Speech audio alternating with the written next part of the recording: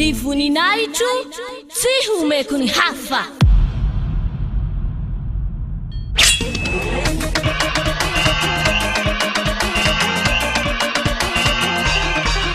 Quatre mars, fête bien Yaoshua.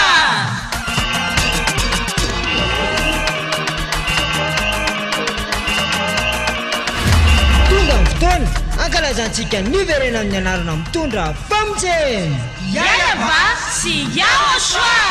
Izay torina ambasadorina Yaoshua Zady aha Elia. Yaoshua no dirana tsalo fe mamiara ny tsinjaka kaza miafa faro.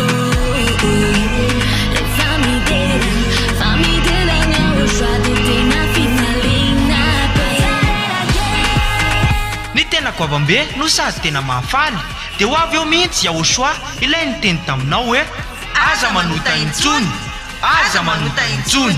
Izay no afantaranao any Yaoshua ilay tena maro. Ka tsisy nilaza izany afa-tsy Yaoshua izay nitoriana ambasadorina Yaoshua Zady Elia Ireriany.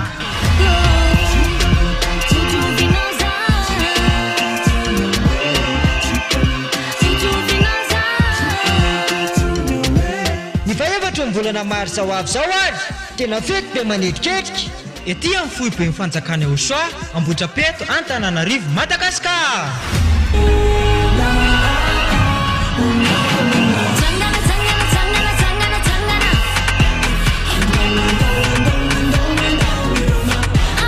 Ka ianao olombelona io tongava mankalaza sy manome voninahitra an'ilay nahary anao. Yayava sy Yaoshua.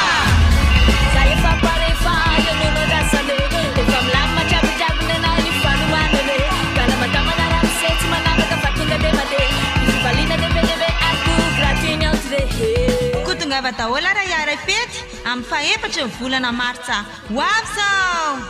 Aza dino